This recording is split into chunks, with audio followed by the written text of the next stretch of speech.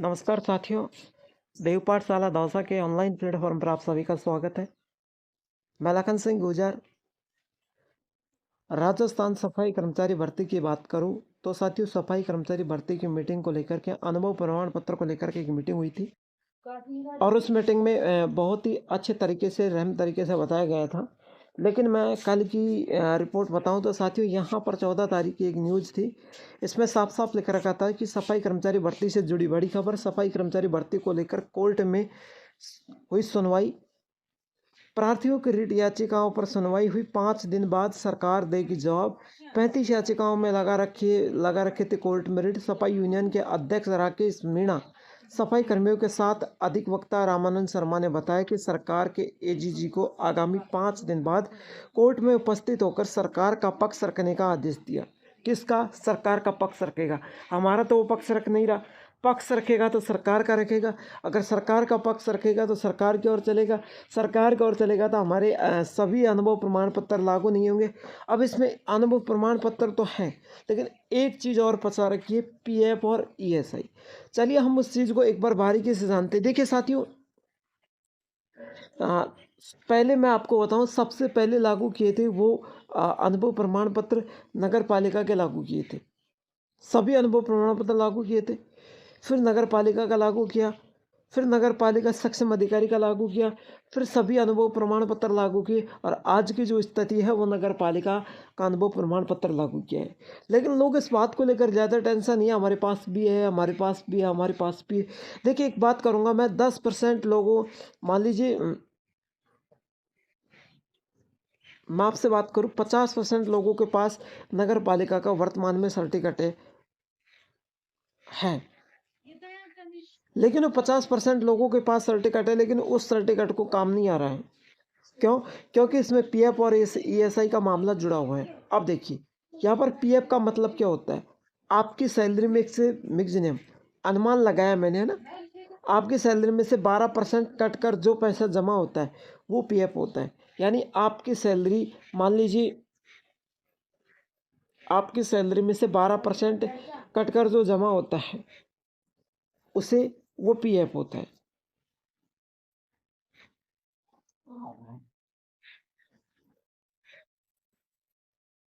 अब मान लीजिए आपकी सैलरी 100 रुपये रोज की है, सपोज करो, है ना, और 100 में से जो 12% कट रहा है, 100 में से जो 12% कट रहा है, यानी 12 रुपये कट रहे हैं 100 में से, 12 रुपये कट कर जो पैसा जमा होता है उसे क्या कहते हैं? पीएफ कहते हैं। जैसे मान लीजिए अपन को सैलरी में अपनी 30,000 रुपये की है, तो अब इसमें से 12% कट कर जो जमा होगा वो क्या होगा? पीएफ होगा। ठीक है। अब दूसरी बात करें एक ईएसआई की। ईएसआई का मतलब क्या होता है? ईएसआई एक स्वास्थ्य बीमा योजना है जो उन कर्मचारियों को बनती है जिनकी मासिक आय 21,000 रुपये से कम है। यानी अब जैसे सफाई कर्मचारी है, इनकी मासिक आय 21,000 से कम है। चतुर्थ श्रेणी है, स्कूल के जो चपरासी होते हैं उनकी मासिक आय 21,000 से कम है। हाई कोर्ट ग्रुप डी होता है, उनके मासिक आय 21,000 रुपये से कम होती है। उनके लिए ये स्वास्थ्य बीमा योजना बना हुआ होता है और इस स्वास्थ्य बीमा योजना उन कर्मचारियों के कार्ड बनता है जिनकी मासिक आय 21,000 रुपये से कम होता है। उनके परिवार को फ्री इलाज किया जाता है। ये इसलिए ईएसआई एक स्वास्थ्य बीमा योजना है जो उन कर्मचारियों को बनती है जिनकी मासिक आय 21,000 रुपये से कम है। जान लिया आपने? पीएफ समझा, ईएसआई समझा, है ना, मासिक आय समझ लिए। अब मैं बात करूँ, देखिए आपके सामने बहुत अच्छी खासी बातें करूँ यहाँ पर। इस भर्ती में 5 दिन बाद जो फैसला आएगा वो क्या अपने हित में आएगा क्या? नहीं।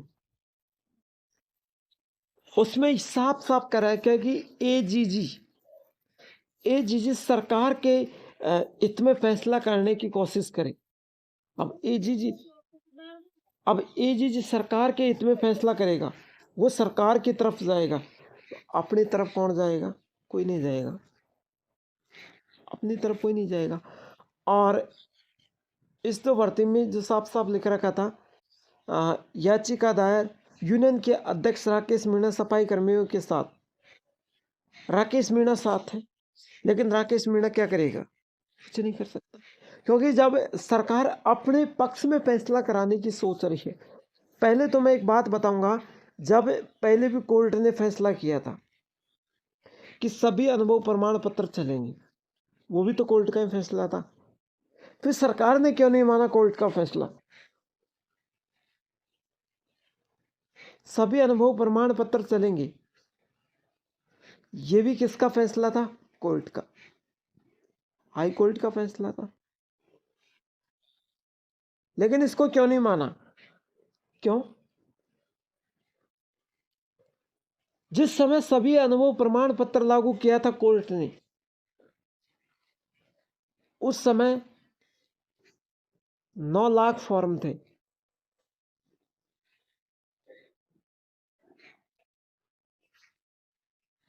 और आज नगर पालिका का अनुभव प्रमाण पत्र लागू किया है तो 9,000 फॉर्म। कहाँ 9 लाख, कहाँ 9,000?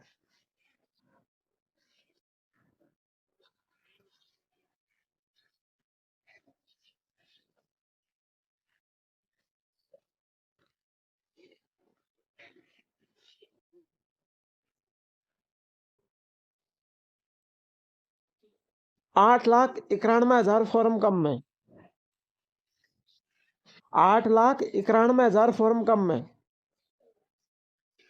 बाकी 9,000 ही भरे गए हैं। वो 8 लाख लोग कहाँ चले गए जिन्होंने पहले फॉर्म भरा था और आज वर्तमान में फॉर्म नहीं भर रहे? क्योंकि सभी अनुभव प्रमाण पत्र सरकार ने लागू नहीं की। वो लोग फॉर्म कैसे भरेंगे? 8,91,000 फॉर्म कम, एक भर्ती में इतने फॉर्म। चलिए, वैकेंसीज की बात करूं मैं साथियों, वैकेंसी कितनी है?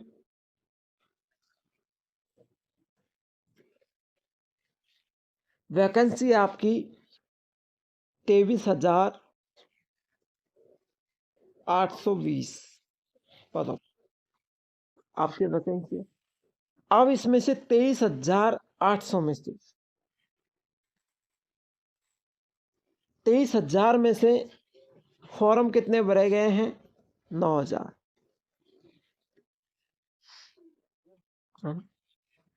9,000 फॉर्म भरे गए हैं।